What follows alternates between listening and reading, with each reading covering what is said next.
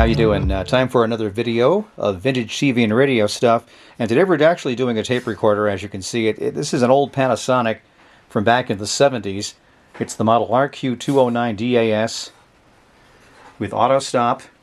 Works on AC power or battery power. Made back in the 70s. As you can see, it's been through the wars a little bit. This is a little gunked up there. It almost looks like it was exposed to some rain or water at one point. Anyway, it needs a bit of a cleaning. Plus, I think it needs a little bit of a tune-up because I've been playing around with it and it does not sound the best. But let's just look at the front of it first of all, the top part. You've got your standard cassette deck, functions, record, rewind, fast forward, play, stop, and eject. The eject button is in blue. The eject does work, spring-loaded. The other keys appear to be in various shades of beige at this point. And like I said, it looks a little rusty on this this metal top where the speaker is located, and it's a nice big old speaker. We'll pop the back of this and take a look inside in a few seconds too. Here on the side you've got your AC and DC input plugs. I could not find either one of these, nothing that fit. So it does use 6 C batteries, or 4 actually C batteries. We'll work with that on the back, bottom part. The battery compartment is missing, not a big surprise. That happens. And of course on the bottom you also have the nameplate with the model number, serial number, and other information about the product, made in Japan by Panasonic. You'll note a couple of screws are missing in here. That's intentional. I took the back off and I didn't bother putting the screws back on. But we'll take all the screws off and show you the back later on too. And on this side you've got a monitor out, and then you've got your microphone with that that remote start-stop function plug as well, and your volume knob right here.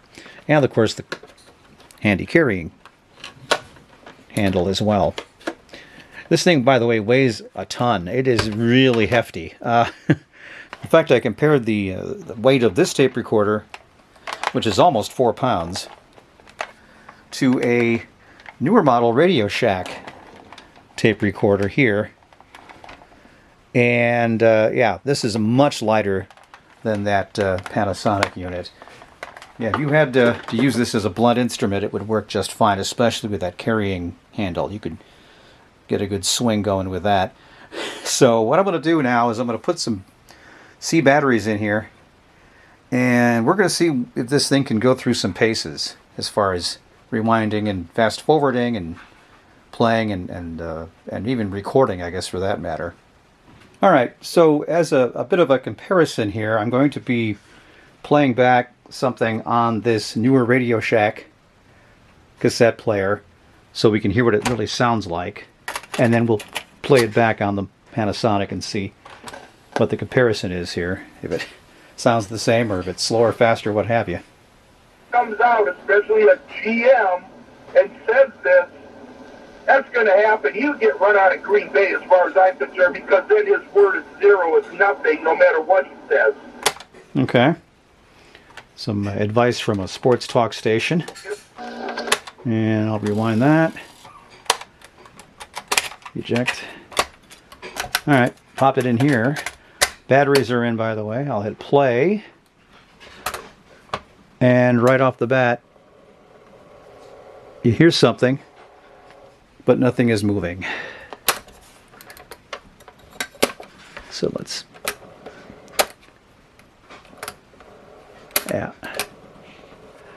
Yeah, the cassette's not moving at all in there. I don't know if you can hear that, but there's a rumbling going on, which stops after about 5-6 seconds. So we're not off to the best of starts here, are we? With this.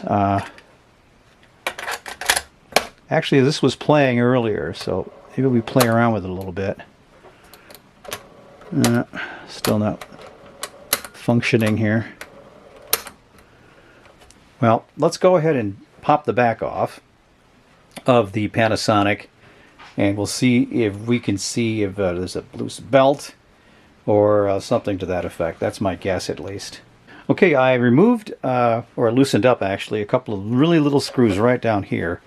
I think all the other screws have been taken out already. So I'm just going to try to lift this up. And there we are. I can probably put the batteries back in here too, off to the side, so we can see what is or is not happening. But as you can see there, there's a belt right here, and it's fairly loose, and it looks, you know, a little loose here. Yeah, it's been around, but it kind of goes in, probably goes around that, and comes back out this way. Can't really see the speaker here, but this is a nice big speaker right there on the top there, if you can see that. But I'm gonna guess if I put the batteries in, you'll see, oh, we got some ladybugs down here too. I don't know if you can see that, but some beetles, little beetle parts right there. That's interesting. So I'll put the batteries back in, and then I'll see if I can start this up. Maybe we'll see if this is moving, but the belt's not. You know, that kind of thing. Okay, let's see if this will work. I think if I press the third one from the left here, that's the play button right here. Yeah, you can see where it's trying to move something here, but it's just not. This is way too loose. I bet you if I just replaced that, you'd probably get a better. But then again, it's not. Yeah, it's just.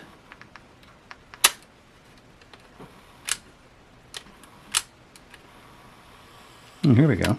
I got something going here.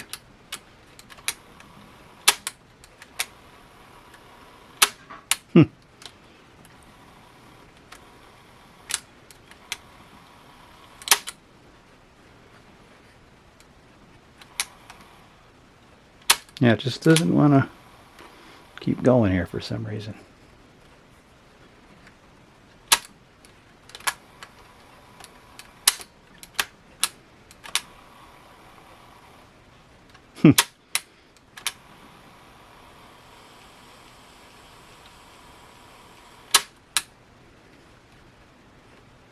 Let me just double check and make sure I'm hitting the right buttons here.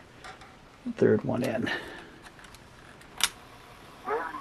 Especially a GM, and says this, that's going to happen. He'll get run out of Green Bay as far as I'm concerned, because then his word is zero. It's nothing, no matter what he says. You know? Huh. Well, there you are. Well, we got it to go. Just a little bit of cajoling. Got it to do its thing. Obviously, it's a lot slower than it should be. But I'm going to guess if I take this off, remove all this, and just clean it and get a new belt for it. It appears to be working okay, other than just the speed not being the right speed. But this will give you the look at what it's like in here. It's pretty full of you know, solid state stuff at the time back in the 70s.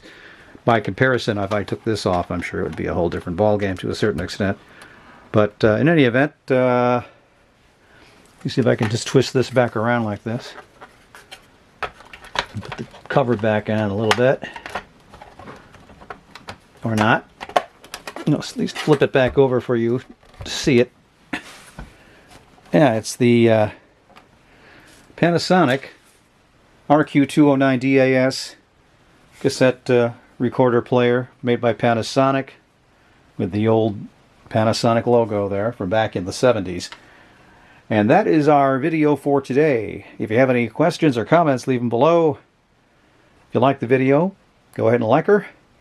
And we'll have more vintage TV and radio and tape recorder stuff videos down the road. Thanks for watching.